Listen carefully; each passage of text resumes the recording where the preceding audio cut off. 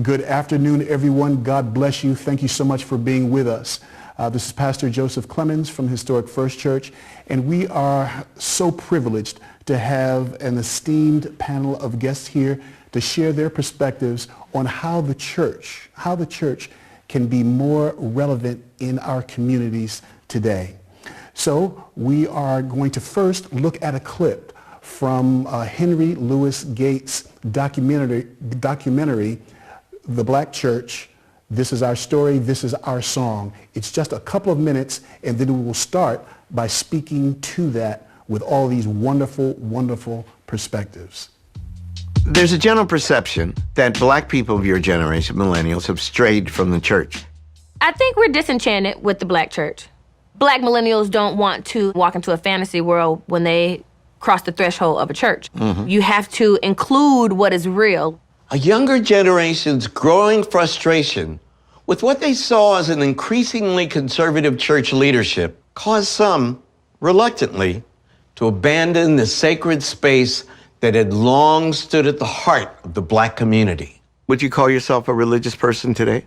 I still have a lot of reverence for the church and for the traditions that I grew up in, but I'm not actively religious now. For folks who are progressive now, I think the church just doesn't connect on all the issues that we care about. If the black church is going to survive, it is going to have to be welcoming to the whole entire black community. Because otherwise, there's not going to be a church.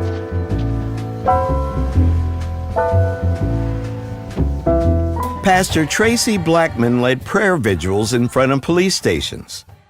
I scheduled a prayer vigil, and about halfway through, the young people said, "That's enough praying." If you are in the street, you need to exit the street immediately. So these young people, they abandoned the institution. They didn't necessarily abandon God.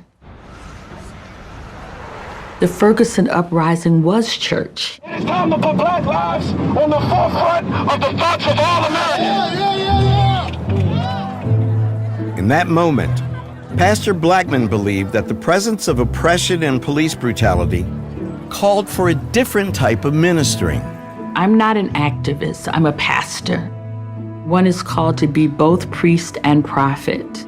To lament the death of the prophet has to have the courage to speak truth to power. And the priest has to always care for those who are being harmed emotionally and physically. So let's start with the millennials. First, I would like to introduce our wonderful panelists. First, Bishop Frank Anthon White, who is the bishop of the third ecclesiastical jurisdiction of the Church of God in Christ. His church, Zion Cathedral, is in Freeport, Long Island. We are so honored to have you. We also have our good friend, activist and writer, Brother Kevin Powell. And also Dr. Pepper Benet Martin, pastor of the Destiny House Christian Center in the Bronx, New York. And also have radio personality and activist, our own brother Bob Law of Historic First Church. So glad to have you all. Thank you so much for being with us. Thank you. Thank you so much. Yes, amen. Thank you. Let's get into it. Do the millennials have a point? They're saying, we don't want to just go to church and have church. We want to see some progress on the issues that we care about. What are your thoughts? Do they have a point? Is it legit? Who should go first? Let the millennial. Brother Kevin, why don't you kick us off? I'm a Generation Xer, but I will say it's actually, it's not just millennials. It started with my generation, actually. Those of us born in the 60s to the mid-60s to the early 1980s, the disillusionment. Let me say this first and foremost. Thank you very much, and God bless all of you. It's a great privilege to be here. I'm a member of First Caribbean Baptist Church in Harlem, Pastor Michael Warren. And the reason why I go all the way from Brooklyn, where I live, in New York City to Harlem, pre-COVID, and once COVID is over, back to the church, is because it is the first church that I've encountered in my lifetime that I feel represents my political values, because I am someone who grew up in the church. I was born and raised in New Jersey, Jersey City. We went to church in New Jersey, in Newark, New Jersey, but also we used to go to church in New York City. To put this in context, we were what we call holy rollers, quote unquote. You know, we went to that tradition. So that's very much a part of who I am, which is why I still don't listen to gospel music made after 1970. I'm just being honest about that. I need that old time gospel music, spiritual. Deep in it. Absolutely. But I also grew up going to Reverend Ike's church in New York City, and let that marinate for a second. And so the churches that I grew up going to, both in Jersey and New York, took our money. There's no other way to say it. They just took our money. My mother, single Black woman, my aunt, single Black women, you know, who were both, all of them were single parents, you know, were looking for something. We were poor. And the church that we went, the two churches that we went to, I felt preyed on poor Black people.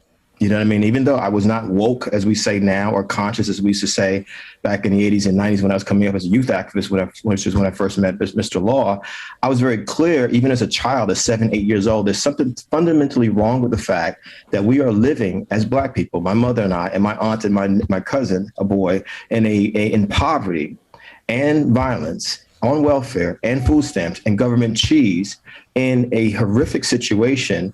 Our lives are threatened pretty much every single day. Yet here we are going to a church where the pastor has all this wealth, you know what I mean? Material wealth.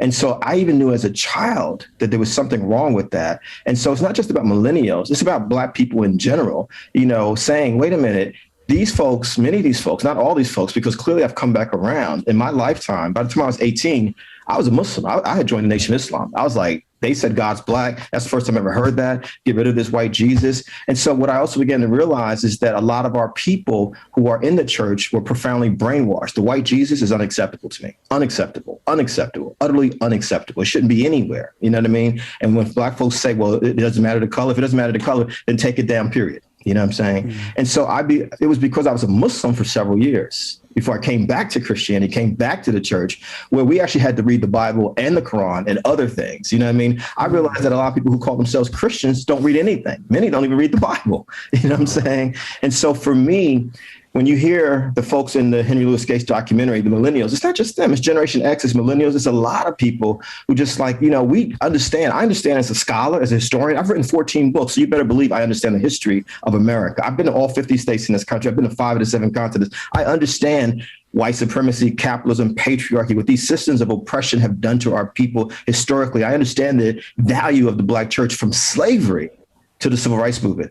But as Dr. King said at the end of his life, I'm going to stop it here, even he, someone who grew up in the church, where his father and his grandfather were both ministers, even he said at the end of his life, we need relevant ministries. And what has happened since the civil rights era, where the churches were right there in the heart of everything, with a few exceptions, like the folks here and my church and a few others that I can name around the country, many have gone from being about the people to being focused on prosperity, which has nothing to do with the people, nor God, nor Jesus.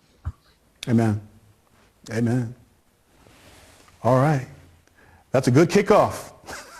Indeed. Go ahead, Kevin. Yeah, I think that Kevin is right. It is not just about millennials. They're the Generation X and the generation even before that. There are a number of people, my generation. I don't know what number what that would be called. Civil rights generation, the baby boomers. Actually, that's true. The baby boomers. Right. Many of us grew up in church, and we were sent to church by our parents. And many of us, upon coming of age, also left the church. And as Kevin points out, some of us have come back, but there was, as things happen, as the civil rights movement and the Black consciousness movement began to emerge, as we became conscious of the conditions that we were dealing with, as we became conscious of what America really is, and became conscious of the racism and the consequences of white supremacy. As we and the need to struggle against that, as we became conscious of that, we did find that the church was not speaking to those concerns. I remember being in church the Sunday after Yusuf Hawkins was killed, and the minister who was preaching that Sunday never mentioned Yusuf Hawkins. It was all over the front pages. It was top of mind. It was what everybody was dealing with. And I would think that the members of the church also needed to hear some perspective on that and how to deal with that. And so that it is within that context that the church very often seems irrelevant. And there is, and the millennials and everyone else really is in need. Dr. King was right when what he said was come out from behind the safe security of stained glass windows, and that we really need a relevant ministry. And I believe that is still the challenge. Bishop, what do you think? God bless you, Reverend Clemens, and blessings, and thank you so much for having this program and allow me to participate on such a distinguished panel of speakers, to the iconic Mr. Bob Law, who has been on the front line of activism in our community, and just a necessary voice for many, many years. And we appreciate him, and God bless you, Brother Kevin Powell, for your outstanding work and the journey that you have been on. And to my dear friend, Dr. Pepper Martin, who I've known for many, many years. It is always, these kind of discussions are always very interesting for me. I tried to be an apologist, a Christian apologist, one who is a defender of the faith. And it is always a challenge when it comes to discussing the perceived fallacies of the church, and even in particular the Black church. Historically, the church has never really had a chance to choose its fights. It has always had to navigate for what has happened in the culture. We can take this conversation past the last 50 years, the last 100 years. We can take this level of conversation of the challenge of the church all the way back to the first century. And look at the historical struggles that have transpired in the quote unquote religious environment. We can go back 500 years and look at the struggle that existed at that time, and how the Protestant Reformation began, et cetera, et cetera. But with respect to the issue at hand, I believe there are powerful voices that are speaking to the crises. I choose to accentuate the positive. I choose to focus on what is being done. I choose to try to expand and to connect with like-minded ministries that we can expand our footprint in the community. As stated, and I'm a child of the 60s as well. And there were many persons in my generation who had become disenfranchised at the church. And I may have had my season of that, but thank God I was protected by parents who kept me focused and to that end. Howbeit, that is not to say that the crises did not exist. Even when one looks at the music of those eras, as I heard Brother Kevin say, he doesn't really listen to anything past the 70s, gospel music, should I say, because the music that was being composed was being composed speaking to the struggle that existed. The Hawkins family, Edwin Hawkins, Andre Crouch, right? The Hawkins were in Northern California, right? With the Black Panther movement, happening and all kind of things happening. So I believe there's always been critical voices and God-sent voices that were able to speak truth to power to address the crises at hand. So with that stated, I believe the church has always, been the centrifugal force of the Black community. It really depends on one's level of exposure. If you were exposed to ministries that took advantage, I'll say it like that, of the disenfranchised and those who were struggling, then that became what we would call the Black church to that individual or to that community. But I would like to turn the coin over and say, just like there were those who took advantage, there were many, many, many voices and ministries that were indeed on the front line of success. Dr. King himself, and it's interesting, Dr. King in his lifetime was not supported. Right. He wasn't appreciated and deitized until after his death. I mean, we talk about the Montgomery boycott, which was amazing, but there was only about 40 or 50 preachers or churches that supported him. There were 400 Black churches in the city that said, we don't stand with this man. Right. So 400 people that were against him, but he took the 40 or the 50 that was with him and made an indelible impression on the sands of time. So I think that from my perspective, that's what I like to do. That's what I choose to do. Certainly appreciate all the voices, certainly hear all the voices, but try my best to get with like-minded persons and reach as many souls and save as many lives as we possibly can.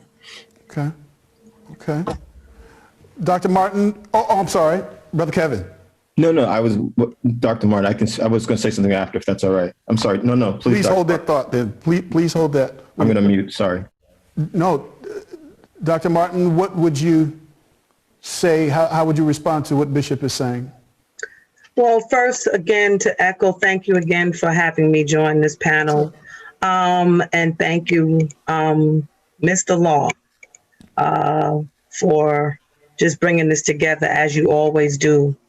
I appreciate the content of this conversation. First, I just want to say my church is actually located in Freeport. It's not far from Bishop White's church, but thank God for the prophetic voice. I am from the Bronx. Maybe I will open a church in the Bronx. However, I would say in response, Jesus said to Peter, upon this rock I will build my church, and the gates of hell shall not prevail against it. Despite what we've seen, I very much appreciated the documentary. There is a lot of truth. I think I fall nicely right in between what Brother Kevin said and Bishop White has said. I had a very similar experience in my upbringing. I too, Kevin, am a part of Gen X. And growing up in the Bronx and having a lot of ties to Harlem and Brooklyn, I was not raised with a silver spoon in my mouth. I was raised to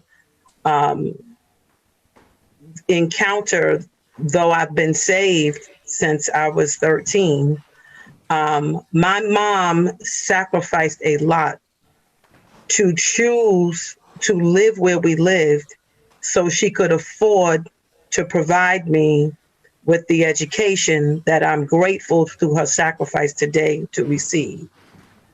I did not enter into a public school until I became a teacher, but I lived in what we would call in the hood.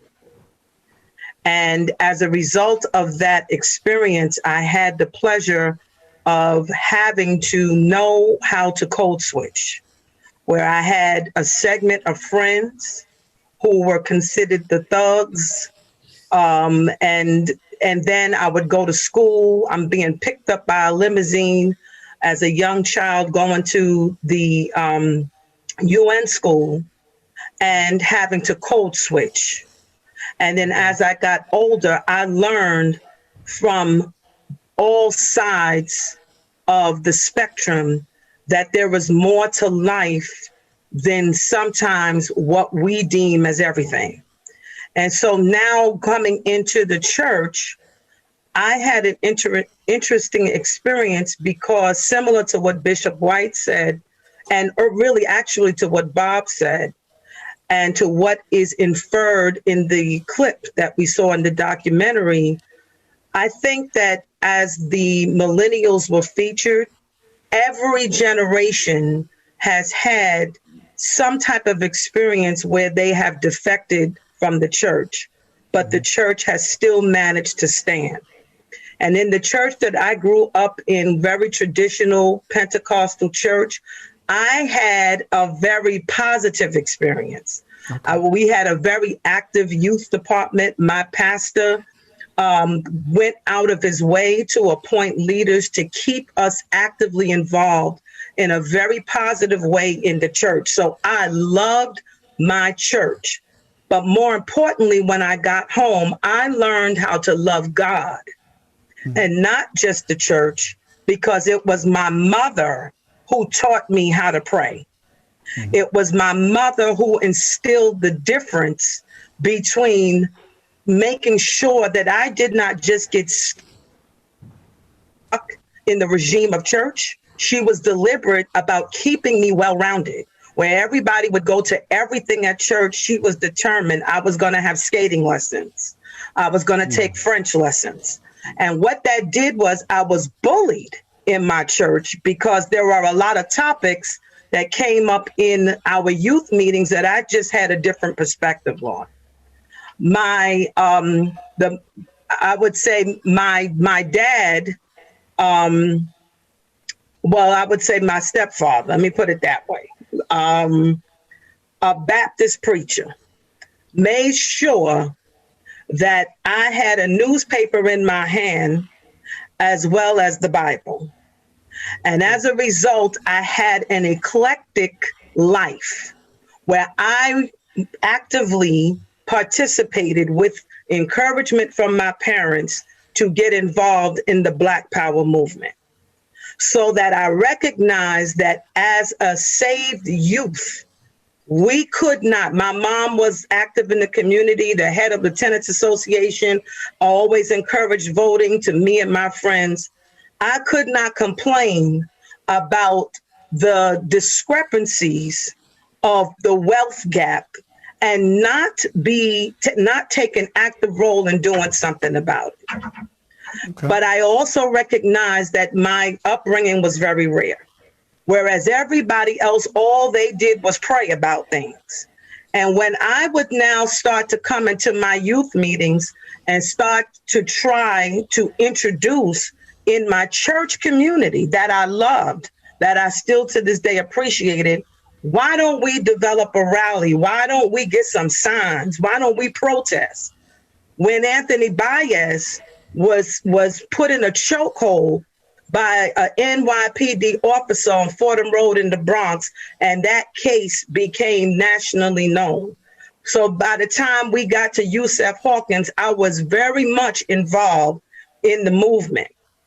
When I received so much resistance in my church about even embracing the idea of, as a church and as a part of a youth activity, to get involved and to bring the church's role to the forefront, to show that we have to speak out, because that could have been any one of us, I was shot down.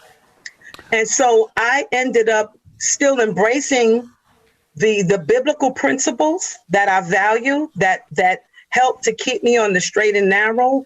But I and my mom, particularly her, took measures outside, quote unquote, the traditional institution of church without separating God, and sent me to look for ways to get that civic action satisfied, to the point that when I met Dennis Walcott, he appointed me to the Urban League Youth Movement, to be a part of that at the age of 19.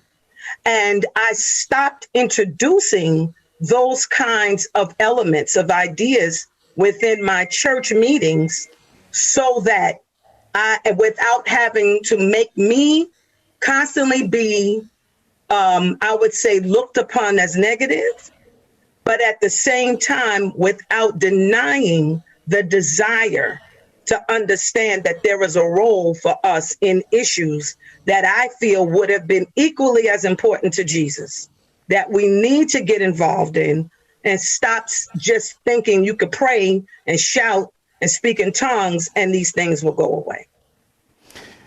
It's interesting, Dr. Martin, that even among the young people in your church that you brought the activism to, there was a resistance among the young people at that time. And that's really kind of a segue into the next point of discussion, and that is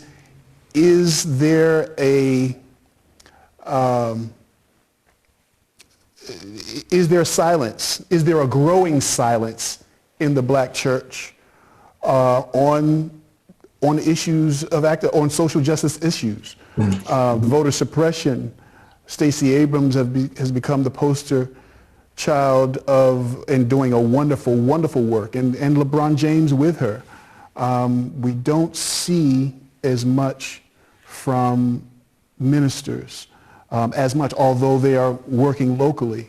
But is there a growing silence in the Black church on issues like police brutality, now Dante Wright in Minneapolis, voter suppression? Is there a growing silence? What do you all think? Well, you've got me and Kevin trying to get in here. Okay. But Kevin, you go first.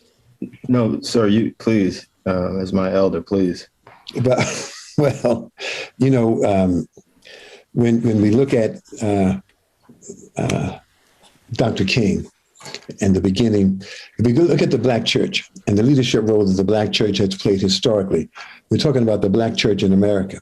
And if you go back to the era of Richard Allen, Absalom Jones, and when they began to build Black churches and build a Black church, the Black church had as a mission the stabilization of the Black community. The Black church used as the theme was, what is the impact on Black people? Whatever was going on in the country, whatever was going on in society, whatever was going on in the community, those early Black churches examined all of that from the perspective of what is the impact on Black people. And so they worked very hard to help stabilize the Black community, to struggle for justice for the Black community.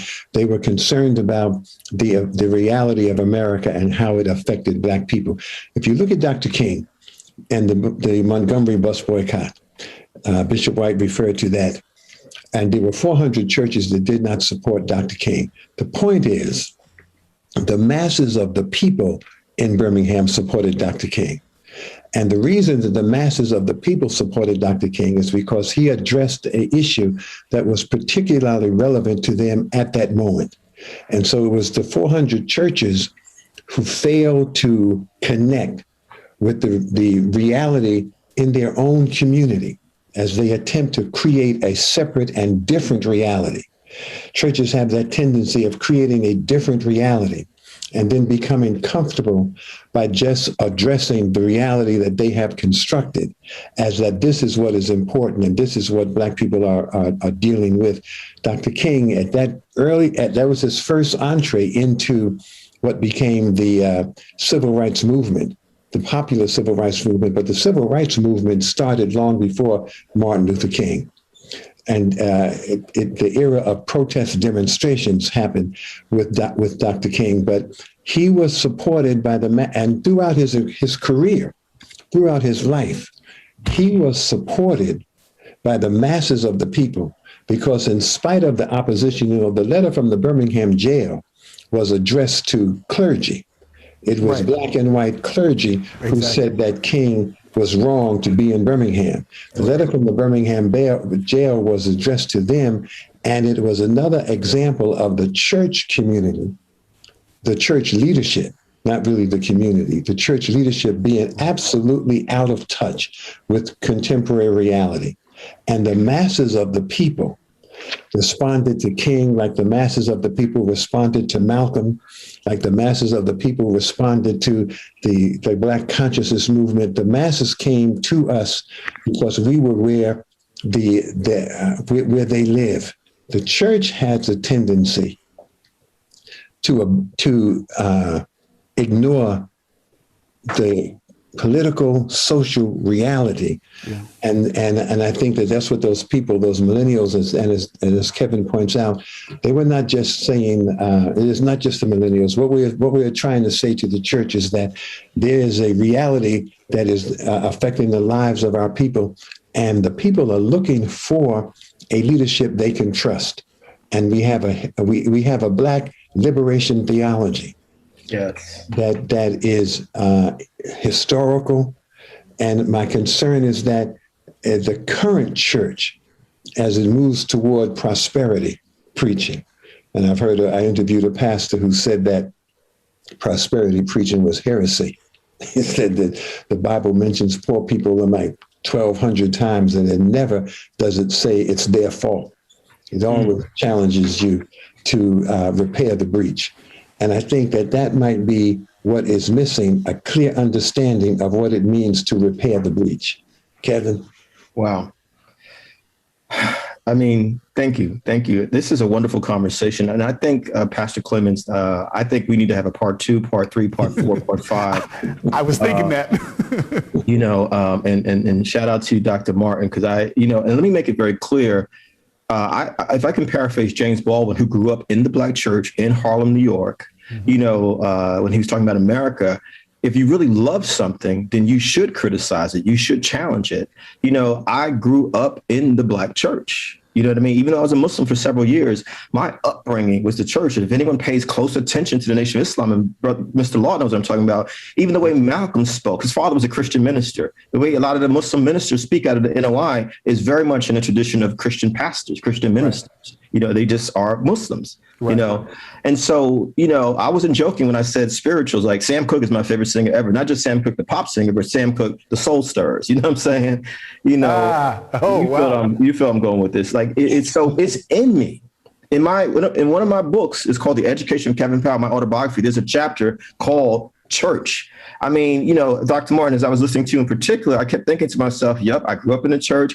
It's great theater. It's great speaking. It lifts your soul. I actually don't want to go to a church where people are not talking in tongues and not falling out and running laps, because that's what I grew up in. Because I understand now, because of my studies of traditional African spiritual belief systems, it's the Africanisms that we brought with us to the Americas, the United States of America, and the Caribbean, South America, all of it that we held on to, not even realize that these are Africanism. Even the very practice of baptism is African in tradition. You know what I'm saying? Let's be clear about this stuff. But if we don't read and we don't study and we don't travel and we call ourselves leaders, including pastors, including folks who call themselves Christians, we won't be able to connect the dots. And then we will actually get defensive if we're having healthy dialogue. Like, how can you be a better leader is basically what I see this conversation as. And so it's not about, do we need to defend the faith? I'm saying, to Mr. Law's point, we need to challenge some of the practices that have been harmful, detrimental to our people. Dr. Martin should, as a child, her mother, thank God her mother was woke, as we say in these times. But Dr. Martin's mother, her family should not have had to say, we need to do these extracurricular activities outside the church because the church is lacking and all these things. Whereas if we go back to Dr. King, since we've all have brought up Dr. King, from the time he was a little boy, he saw that the church was an activist tool. To Brother Law's point, we should be practicing liberation theology, liberation theology, liberation theology. I'm going to say this to you all. Jesus was not just a savior figure, quote unquote, but he was a radical revolutionary figure who challenged systems of oppression. Why was he crucified? Because he challenged systems of oppression. He was speaking for the same poor people that Dr. King was talking about at the end of his life, the Poor People's Campaign. And guess what? Let's think about this. Where Dr. Martin is from, we're in the same generation, the Bronx, New York. Hip hop, hip hop, hip hop, born in the Bronx, was created by the same poor people that a Christian minister, Dr. King, told us not to forget. Poor African Americans, poor West Indians, and poor Latinx people in the Bronx, New York, created this culture called hip hop because the church that Dr. King was challenging at the end of his life to have a relevant ministry rendered people in places like the Bronx, New York, as useless because they were poor. I want y'all to think about that for a second, which is anti-God and anti-Christ and anti-Christianity. And so what I'm talking about here is, any of us can pontificate on history. Everyone here, I'm sitting here taking so many notes from the bishop, from the doctor, from Mr. Law. Brilliant. I'm like, this is incredible. I got more homework to do. But I'm not talking about history. I'm talking about, what do we do right now? Mm-hmm. You know what I'm saying? We see Skip Gates's documentary on PBS. There is major damage being done to Black people by all kinds of Black leaders. And some of those Black leaders we're talking about doing the damage to our people happen to be preachers and politicians. Because what we've done in the Black community since the Civil Rights era have made it look like that if you're not a preacher or a politician, then therefore you're not a leader in the Black community. Mm. And so my challenge is when I listen to my pastor, Michael Walren, what I hear, and this brother who's approaching 50 years of age, he's a Generation Xer, most of the members of the church, women. Most of the leadership of the church are women. I see a healthy respect for women as equals, as equals, as equals. You feel where I'm going with this? Mm-hmm. Folks who happen to be lesbian, gay, bisexual, transgender, welcome to church. Not told they're going to hell, not told they're sinners. He doesn't even use the word sinner or sin, which is so old school and archaic. Because the question becomes, who are you, preacher, to accuse anybody of being a sinner? When did you become God? When did you become God? You know, the way I was raised is that Christ is about peace, about love, about nonviolence. And that means love, not conditional love. It's unconditional love. So I don't go to a church with a white Jesus. I don't go to a church where women are not respected as equals, as equals, as equals. And I do not go to a church that tells people that they're going to hell because of their gender identity or anything else about them. I don't go to those kind of churches, which is why I go all the way from Brooklyn up to Harlem. And I'm not saying there's not great churches in Brooklyn, but I decided that's where I want to go to church. Also, what I'm saying to you all, how can you, and this is the last thing I want to say, how can you call yourself, and to Brother Law's point, a leader, and you have no vision for the community that you're leading? I'm going to say it again. Before, I didn't get on a plane until I was 24 years old, half my life ago, because I was poor. But once I started traveling around this country, as I said, all 50 states, I've been to every major city, small towns, rural areas, and I make it a point to go to church everywhere I go. 30 years of doing this, because I'm also an activist, so you go to places. And I said, okay, it ain't just New York and New Jersey. And so I heard what you said, Bishop, with all due love and respect. I heard loud and clear what you said, but what I'm saying to you, it's actually a grave problem because it's all over the country. It's a grave problem when you can go to any Black community. And this is what we see in any Black community. Tons of churches, tons of funeral homes, often owned by the churches, soul food or chicken places, barbershops, beauty salons, and barely anything else. And then we wonder why our communities are suffering. Yet we see Black elected officials getting reelected over and over again. And I ran for Congress twice in Brooklyn, and I noticed that the Black churches in Brooklyn were being paid off by the established Black leadership to stay in office. And the preachers were telling them who to vote for. And here we are talking about white supremacy in 2021. Here we are talking about Black Lives Matter. Here we say, oh God, something's wrong with, why are they killing Dante Wright? Why are they killing Breonna Taylor? Why are they killing George Floyd? If we're going to have that kind of vociferous response to racism when white people do it, then why are we silent with the internalized racism and what happens in the Black church? That's my question. The internalized racism in the Black church or the internalized classism in the Black church? Both. Okay.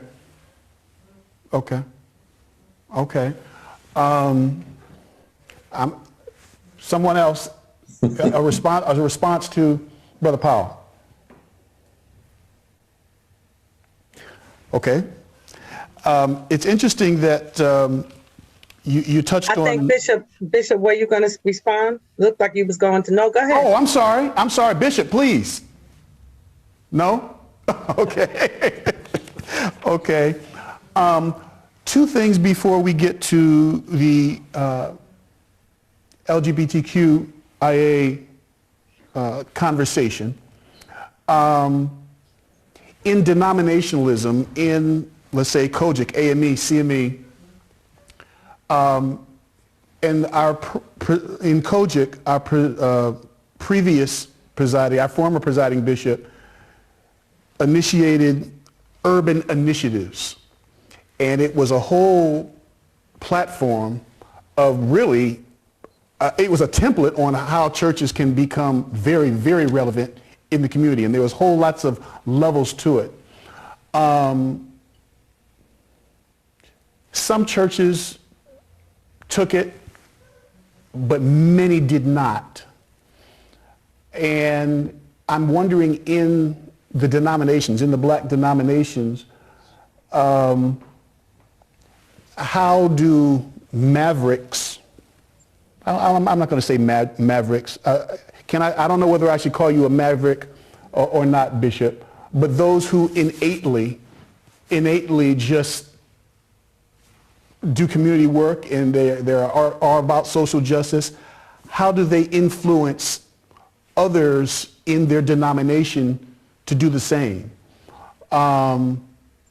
Because there are some within each denomination, I believe, that are like Zion Cathedral, that are like Destiny House, but that is not the norm of that denomination.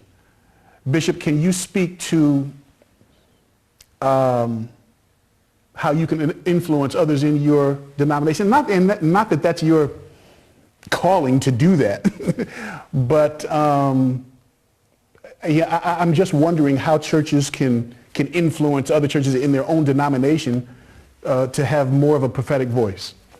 Sure. Thank you for the question. I was the church that I now pastor. I was literally born into this church. I was born in the church I now pastor. My grandparents migrated in the Great Northern Migration in 1948 from the Carolinas. My dad was 8 years old. He went from being an 8-year-old boy to the pastor of the church. Wow. And I've had the honor to succeed him in the church I was reared. In Freeport, there were 4 churches in the 40s, 50s, 60s, 4. Greater Second Baptist Church, the late Dr. E. Mitchell Millett, Bethel AME Church, Freeport Church of God, and Little Zion. And we were Little Zion Church of God in Christ. Bethel and Little Zion was literally across the street from each other. The other 2 churches were literally around the corner. So it was an ecumenical environment in the community that to this day, 60, 70 years later, we still have that wonderful relationship of the environment. So my prism operates in that perspective. I am Church of God in Christ, but the people that I minister to, they could care less what denomination, affiliation that we are associated with from that perspective. So the great need, I think, is to have some level of understanding that we're living in a post-denominational period. Post-denominational. Okay. Like I said, there were 4 churches of 4 major denominations in my community in my lifetime. Okay. Now, there are hundreds of churches, non-denominational, evangelical, etc., a plethora, right? Mm-hmm. Whether that is good or bad is not for me to judge at all. But what we do lack, if we speak in the church vernacular is a sense of accountability. Okay. And if there's no accountability, then anyone has a right to do or feel they have a right to do whatever they want to do, which could be one of the challenges of the Black church. At this point in my life, we use the terminology Black church, but how would we define it? What is the Black church? If we have to put a label on a church, is it really the church? Jesus really didn't come to establish different segments of churches. There is, as Brother Kevin said, and Bob Law said, that, his inaugural address, when he said that the Spirit of the Lord is upon me because he has anointed me to do certain things, right? And part of his message was to liberate all people who were oppressed. Had nothing to do with their age, had nothing to do with their economic status, but to liberate anyone who is oppressed. I think that is the ultimate purpose and mission of the church. We certainly identify with our ethnic and racial environment that we were born into, and indeed the sin, the primary sin of this nation, of course, being racism, on institutionally, culturally. Racism is interwoven into the DNA of America. Almost every sermon I have preached in this pandemic has dealt with the systematic racism of what has happened. This pandemic, like most crises, simply reveals the disparities that have already existed in all of our communities. And I do feel it is the role of the pulpit, those who stand, men and women, who would declare the gospel. If the gospel is not liberating, it's not the gospel. I don't care what they're preaching.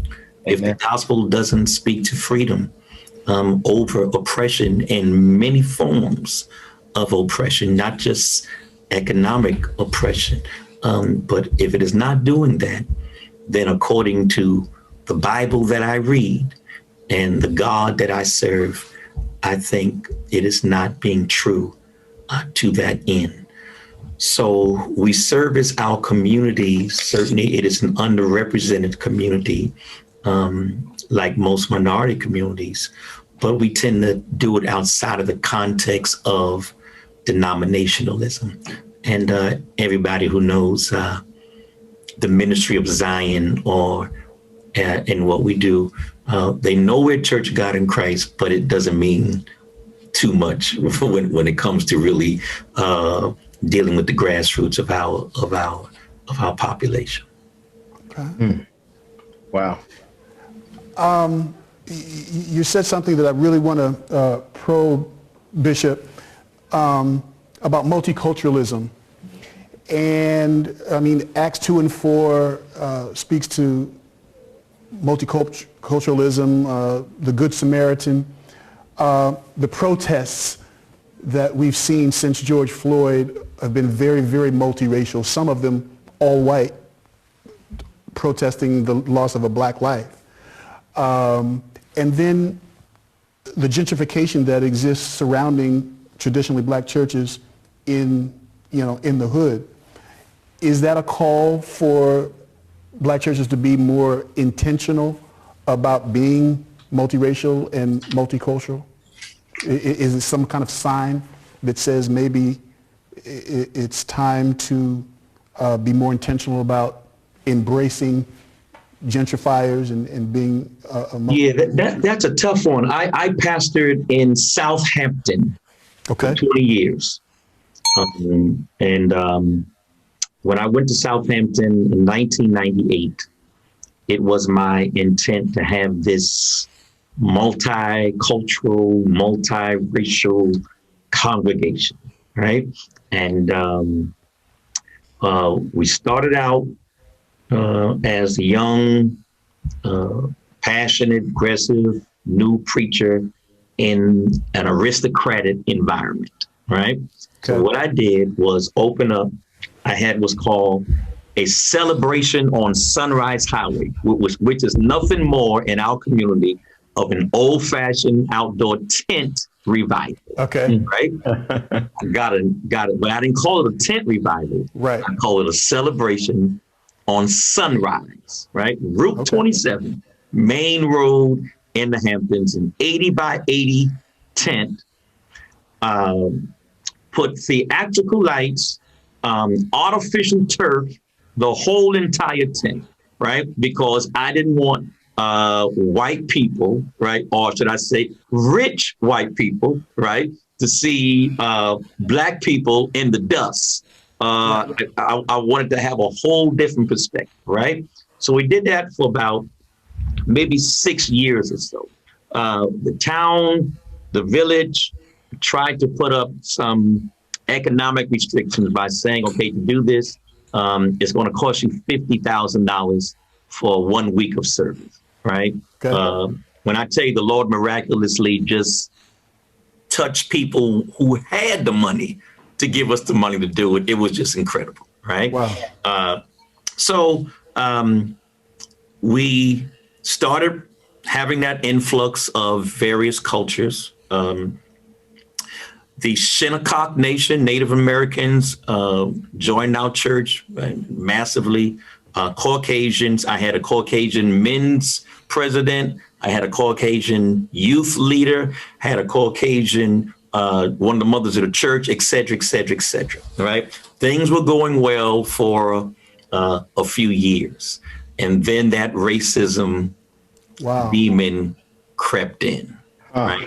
And I had to deal with it, right? To that end. So the minute I started removing, again, Caucasian leaders from the church, I was using Caucasian leaders as an attraction, right, to build. And when that racism spirit came in, because again, I'm pro-Black. I'll just say it like that. Right. No one is going to take advantage of my people, not under my watch, as to the best of my ability to protect my people. I had to start making adjustments. And when I made the adjustments, that segment of the church, the population of the church eventually left, right? So I am, and that happened years ago, right? And I am still in my innermost being not sure, as I even see around the country. I know a lot of Black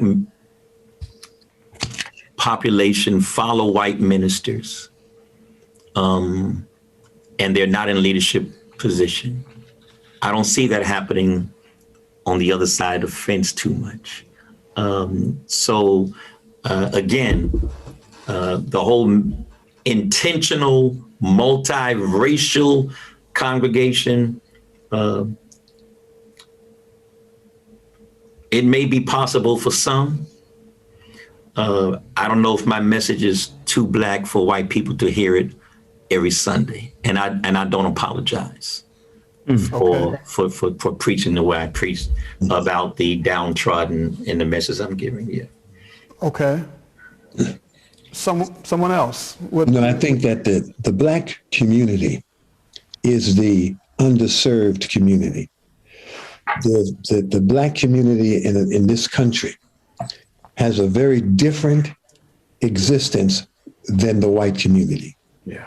White mothers and fathers don't have to tell their children, their youngsters, their teenagers when they leave home, how to deal with the police. Give them your name, keep your hands in your pocket, and all the things that that Black children or Black adults, Black parents have to deal with because of the differences in this society. There really are two very different Americas, and the Black community is the community that is underserved, and therefore it is a community that is in need of an enlightened leadership, a leadership that is sensitive to the political and social realities, The Black community is in need of a leadership for a time such as this. If white people will join a Black church, they should be welcome. But if white people will join a Black church and are willing to support the kind of work that the Black church is called on to do to address the needs of Black people, if white people are willing to support that, then they certainly they are welcome into Black congregations, I'm sure. But I think that the Black church need not be apologetic for being committed to Black people first. I don't think it needs to be apologetic for addressing the very specific needs of the Black community. When we look at this pandemic, one of the things that is clear is that there is a biological virus that is destroying lives in this country. The other part of that reality is that there is a social virus that has been destroying lives in this country even before COVID-19. Absolutely. And it is the social virus that has made the Black community so vulnerable to the biological virus. Therefore, the Black community is in need of a different kind of ministry. It is in need of a different kind of sensitivity. And I think that, if white people are willing, when Bishop talks about, at one point, racism comes in. When I was back in the early 60s, when I was in Brooklyn Core, it was the Congress of Racial Equality. And it was an interracial group. And at that point in the movement, we were deliberately seeking out interracial alliances, deliberately seeking out interracial relationships, political relationships. And at one point, we began to say, there's some needs in the Black community that really ought to be addressed. And what we discovered is that there were the whites in Brooklyn Core who were unwilling to make that adjustment and deal with the different realities in the Black community. And as we tried to move into more of a let's do for Black position, the whites in Brooklyn Core began to move out of Brooklyn Core. Same thing happened with SNCC. As we began to push around the idea of when Willie Ricks introduced this whole idea of Black power, white folk in SNCC said, no. And they began to move out of SNCC. And in fact, they say, the whites in Brooklyn Core and the whites in SNCC say that Black power destroyed the movement. And what they mean is that as Black power began to step forward and Black became a priority, whites saw that as destructive and would not continue to help us build that movement to empower Black people. So I don't think that the Black church has to apologize for being committed to the very specific needs of the Black community. But I think that whites who do join the movement, like the whites who join the movement and make the point that Black lives matter, if they are willing to do that, if they are willing to make the point that Black lives matter, if they are willing to even move beyond that to empowering the Black community, then they should remain as a part of the movement. But I believe that the call is on them, not on us. Will they stay with us as we move more toward empowering Black people? I think that the challenge is to whites as to whether or not they can get past that racism barrier that Bishop was referring to. Wow. Okay. Brother Paul. Yes, sir. I love all people. I say that and I mean that. People who know me know that is real. I will work with and help anyone, anywhere, anytime. But Bishop, as you were speaking very eloquently, which I really appreciated, a lot of things came to my head. First of all, thank you for the term post-denominational, because I've been trying to understand what my church is in Harlem, and that's what it is, post-denominational. Yeah, I think you should write a blog or essay about that, Bishop. That makes sense, because I said to myself, why am I in this Baptist church where they're running laps around the church? You know what I'm saying? I was like, is it Pentecostal, is it Baptist? It don't matter. It's what it is. To my point, what I've seen, and I do think the Black church is still relevant, as Mr. Law was speaking, and Bishop was speaking, Bishop White was speaking, Pastor Clemens, because the Black church represents a safe space for Black people. Period. You know what I mean? It's a safe space where we can be whoever we want to be in that space for that hour, those 2 hours, those 3 hours. And it's very necessary for our survival, our mental, spiritual, and physical health in many ways. And so I do think that that's what it is. I don't have an issue with white brothers and sisters coming to the church that I go to in Harlem, First Corinthian Baptist Church. But there's a clear distinction. The white folks who sit amongst us and are not tourists, they're welcome. They're welcome in the church as equals. You know, then there's a group that comes from Europe who want to see Reverend Butts and Abyssinian Baptist Church. They want to see these churches, and it's like a field trip for them. So they are, here's the seating for y'all. Y'all just passing through. You want to get this Black church experience for a particular Sunday. That's cool. My issue is not multiculturalism. I think that Black folks have always been embracing of other people. The issue to me is white supremacy. Is white supremacy. I want to recommend to all the folks that are going to be watching this incredible conversation that we're having to watch two things. One is all 14 episodes of Eyes on the Prize, which is about the generation of Mr. Law and Bishop White and the incredible work that they did. Mr. Law has been talking about it. You know, I would not be who I am if I didn't study all the elders who came before me, from SCLC and SNCC to the Black Panther Party, Black Liberation Movement, Willie Ricks and Black Power, all of it. That was spilled into me as a youth in the 1980s. The reason why I say Eyes on the Prize, because you also see in those 14 episodes the power of the Black church over and over again. There's even a reason why the 4 little girls who were praying in that church in Birmingham were bombed to death, because those white terrorists, because that's what they were and are, January 6th of this year, understood that there's a power in Black people even coming together to pray. Feel what I'm saying here? You know what I mean? And this goes all the way back to, you know, this. Not only should we watch Eyes on the Prize, but we need to watch the new documentary by our Haitian brother, Raoul Peck, that's on HBO Max right now, called Exterminate All the Brutes. It's 4 parts. Yeah. Exterminate All the Brutes. He lays out the historical journey, if you will, of racism, or what some people call white supremacy, going back 500, 600 years. And he ties it from the very beginning to the racism of Christianity, because the white church authorized and supported what we call white supremacy or racism. And so when we bring it to what Bishop White was talking about, where how these white folks and race, the demon or the devil or the evil of racism showed up and started to challenge his Black leadership, it's because they had been taught from generation to generation something that's actually bigger than Christianity on this planet, y'all. It's called white supremacy. It's called racism. That's actually the biggest spiritual belief system on the planet. Racism, white supremacy. It's important to say that, because when I thought about listening to Mr. Law, I realized it takes an exceptional white sister or brother, white person, no matter what their gender identity is, to honor and respect Dr. Martin, Dr. Pepper Martin, Bishop White, Pastor Clemens, Mr. Bob Law, and recognize the genius that's in this space, and not just and say, okay, I'm going to support this genius, this leadership, irrespective of their race. But if you've been brainwashed and damaged by white supremacy, at some point, you'll start to question, well, who does Bishop White think he is?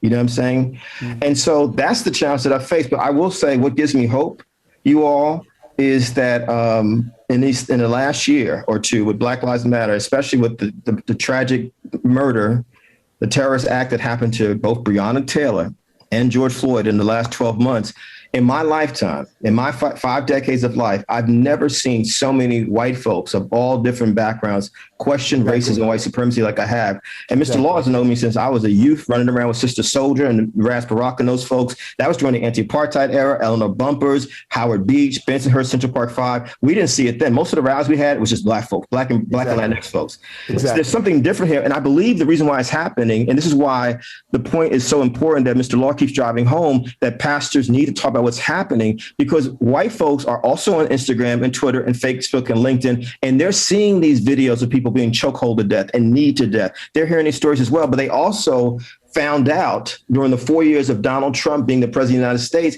he could care less about them either. You feel what I'm saying? And so I think there's a certain kind of awakening that's happening, which is why you have all these white folks asking over the last 12 months, what do I read? What do I watch? What do I listen to? What do I do?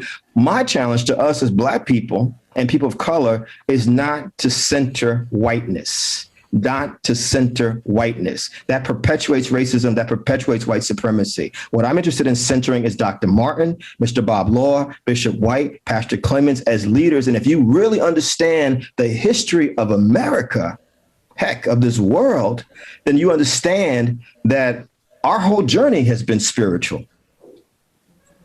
Our whole journey has been spiritual, which is why I believe why so many of these folks are rejecting what they've been taught, and I believe that's where the hope is. And I think if you have any common sense, no matter who you are, you will look to the Black church and Black Muslims and other Black folks who are spiritual, not just religious, spiritual, for what do we do? What do we need to do here? And, to Ms. Dr. Martin's point, I do pray every day because my mama raised me to pray. Like, this ain't a game. This ain't a game. This is not a game. And I was talking to a white brother this morning, and he just casually said he was an atheist. And I respect people who are atheist agnostic. This is the last thing I'll say. But last time I checked, Black folks ain't got the luxury, most of us, to be atheist or agnostic. We need something, right, to believe in, given all that has happened to us. Mm-hmm. Amen. Well, we have, as we come to a close, we have two churches, as I've stated before, that are doing wonderful work in the community. And this is the whole thrust of the conversation, how churches can be more relevant in community. Dr. Martin of Destiny House Christian Center, we're going to bring up the slide, and you can just tell us about the homeless ministry that you have, and then we're going to go to Bishop and close us out with what he is doing at Zion Cathedral with the ministries that they have in the community that are serving so well. So if we can bring up that slide so Dr. Martin can speak to this ministry. So this is one of many events that we have had called Dress for Success, where we turn our church into a mini mall. And we allow people to come in and to shop until they drop for free. There are various stations, but you can't see everything. We end with a prayer station offering evangelism and food or prayer. We have persons from the community fill out prayer cards, and we incorporate them. But before, we don't start with that table because it's important that we make an attempt to first meet the need. So we have continued that. It's set up differently now because of social distancing, but there are clothes in there for women, for men, for children, for infants, anybody, all sizes. Many of them still have the tags on it. We have partnered with quite a few wholesale clothing companies. Nice. And they deliver the clothes. And then whatever is left over downstairs are huge barrels. And so we have a village to village initiative where we ship the leftover clothes to 7 churches in Zambia. Well, we have a member of our church who was a foreign officer and was actually stationed in the United States for a period of time, was actually working for the British government representing Zambia. He got a temporary visa to come to the United States. And we already had a foreign officer who was a member. She was actually my church administrator. Beautiful. And she invited him to come and to visit the service. He loved it. And he asked for a meeting with me after service, and he joined the ministry.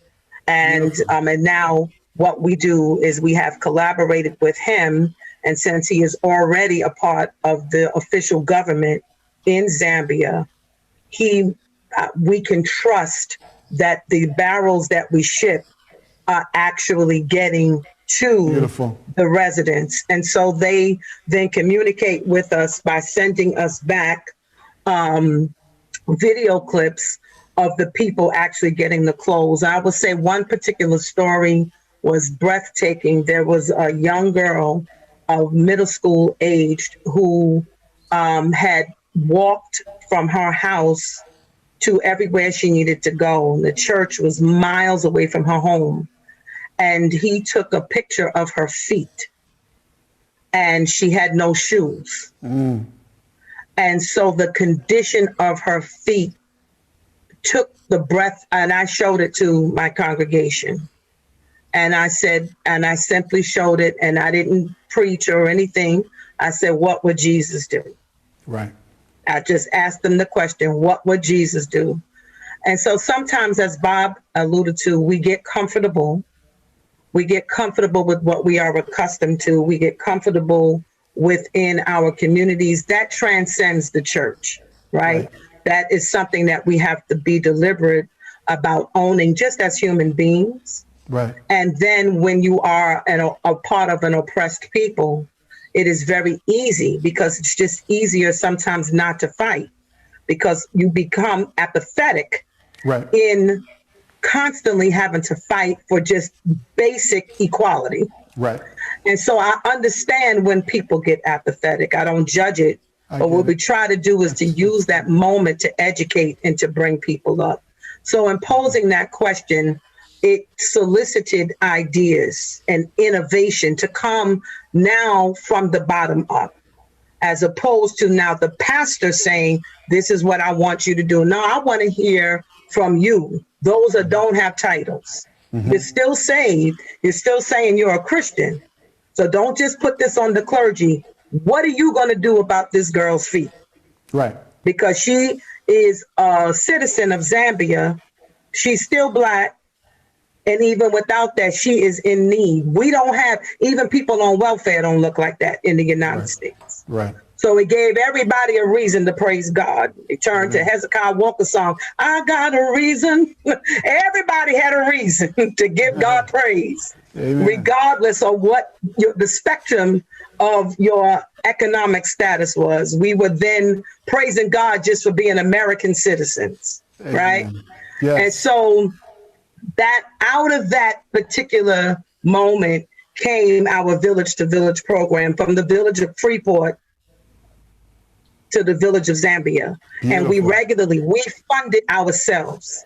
I went to government officials within Freeport, within Nassau County.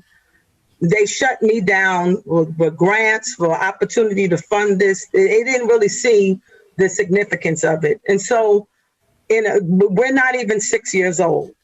Okay. And so just one barrel is $1,000. Wow. And so we have managed to maintain it. And it is cumbersome, but we have to do it because it cuts at the human core. For somebody not to have shoes, but the tenacity of this young child to still walk to school, walk to church, and want to worship and see her worshiping the Lord like she did, brought tears to my heart. And it made the passion continue. This program was birthed, I'll say one last thing on it. It was supposed to be a one-time event. It actually came out of a class that I ran called Parents Helping Parents, pre-COVID, whereas I'm also an educator. And so I put together a team of parents to reach out to develop a community initiative with the gang violence and with human trafficking. This is how it started. And parents becoming concerned, working with Freeport Police and the youth officer in particular, to try to get a handle on human trafficking, which is very much alive in New York, even on Long Island. Yeah. And some of the workers that we are seeing are not actually employees of some of these nail salons, some of these barbershops. They are being trafficked and forced to work for free. Exactly. And it's systemic among women. Right. And the average age of the person of an adult person that is humanly trafficked is 40. And so many people don't have this data. And so subsequently, in presenting this information, we decided, it was one of my members actually who said, Pastor, can we start a re-entry program where we have people coming home from jail or who was just getting out of this trafficking situation, or on the brink of allowing themselves to be trafficked for money. Wow. Right? Because the core of all three scenarios is the lack of funds. Right. Right? So some of them have job interviews or want to go for a job interview, they don't have the clothes because they don't have the money. Right. Can we start with what we can do as a new ministry and handle giving them the clothing that they would need to look the part? Right. And then you provide them, since you're the educator, right, with the education of how to interview. And we do a class and we dress them and we call it dress. Beautiful. For success. I said, that's brilliant. Put it together. And it started out from that as re-entry, focusing on people, ex-felons who need to be re-entered into our society. But it grew from that. We did our first one, and even the amount of people, we had people come and get clothes from other neighboring churches and said to me secretly, I'm afraid to get to reveal that I'm in need in my own church because so-and-so would talk about me. Right. So they were coming to my church getting clothes. I said, they said, with tears in their eyes. Wow. So it then just began to shift my mind. And then so through those different scenarios, we opened it up to whoever needs clothing. We don't have the facilities to store food. We've already been approached by Long Island Cares and that kind of thing, but we can do clothes. Beautiful. And so now it has morphed into shop till you drop, whoever is in need, no questions asked, so you can maintain your dignity. And the part 2 is the Village to Village program, where we support 6 churches to give those in their communities clothes that they desperately need in Africa. It's an awesome, awesome, awesome ministry that branches out to so many different things. Components, yes. You want to close us out with some of the ministries that you are serving in the community out there in Freeport? They're just I went over them. They're just so wonderful. He has a slides that he can. You don't have to worry about the slide. It's okay. Yeah, I'm sure my staff put it together, not knowing exactly what the format is going to be. But we have several subsidiary corporations of our ministry. My background, as you may know, in the 80s, I was on Wall Street, so I bring a business acumen to the church dynamics. So we have several corporate entities. One of our corporations is called Cedarmore Corporations, which specifically deals with youth empowerment.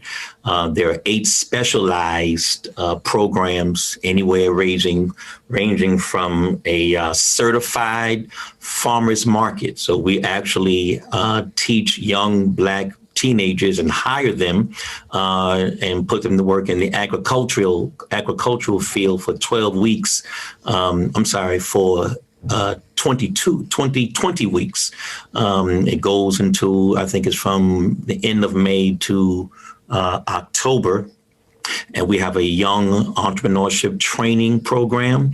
And right before the pandemic hit, proud of our young people.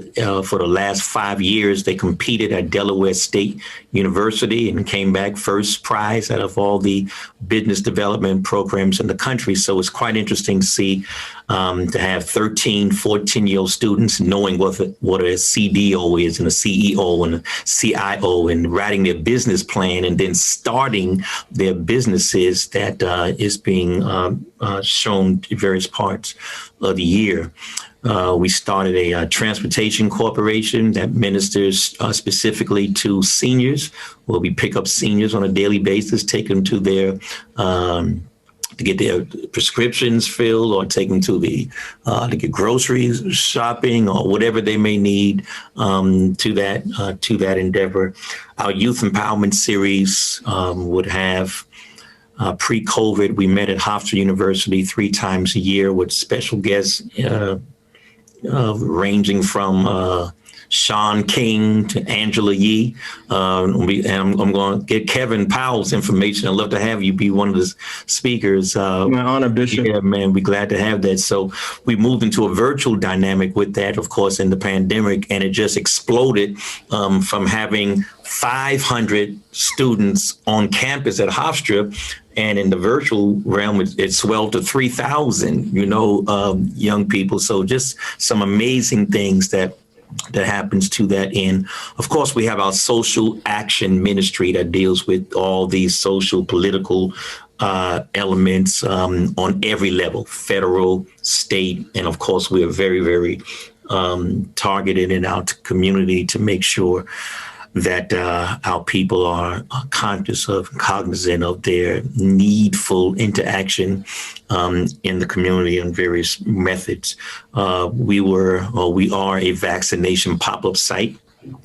We just, let me see, 2 weeks ago, 2 weeks ago, because they come back next week with Northwell.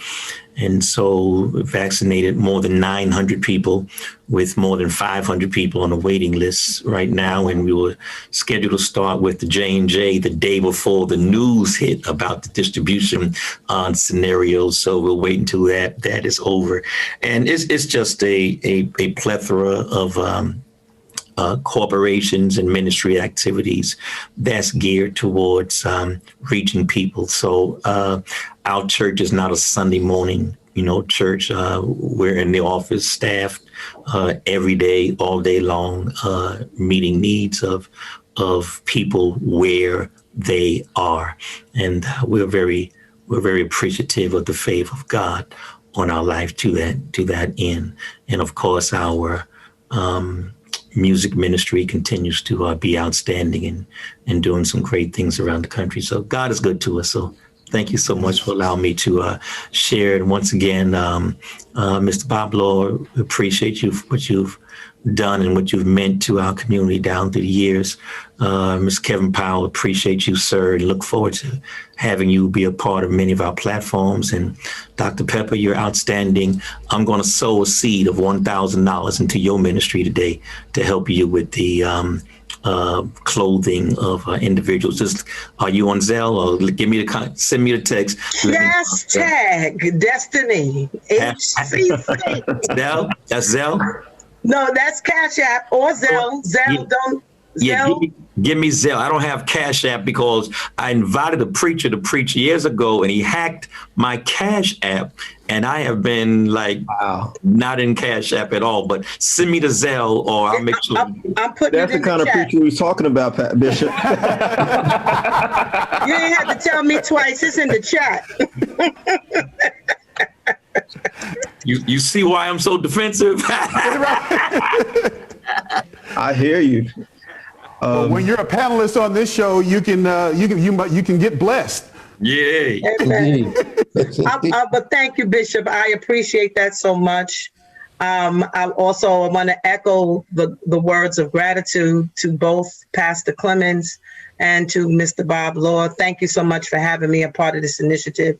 Kevin, it's like a kindred spirit. Thank you. There were so many things that I appreciated that you said, being similar backgrounds.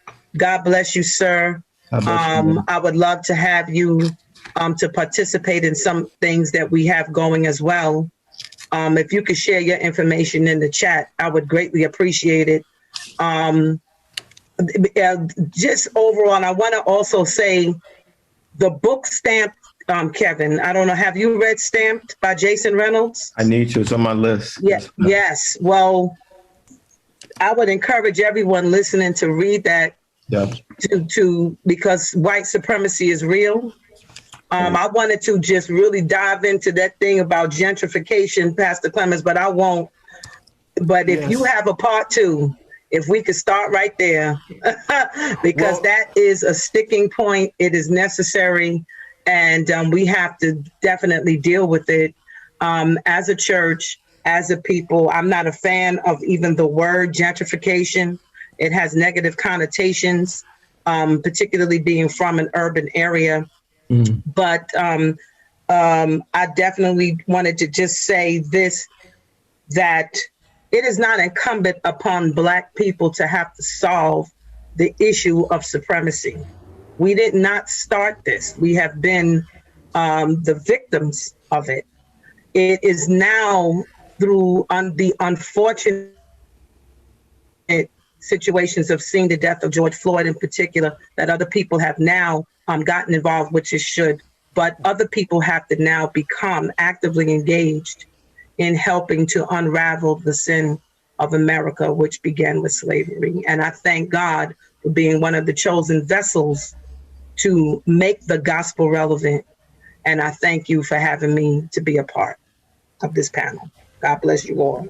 Thank you, Dr. Martin. Thank you, Brother Bob Law. Thank you, Brother Powell. Thank you, Bishop White. We are so grateful for you all. Thank you for being with us. And thank you for sharing us with us, audience. We love you. And there will be a part 2. Thank you so much for sticking with us and absorbing all this wonderful information on how the church can be more relevant in community today. And we thank God for the churches that are doing just that. Zion Cathedral and Destiny House Christian Center. God bless you. We love you. God bless you. God bless All right. you. God bless everybody. Have a beautiful day. Okay. All Thank right, you so man. much.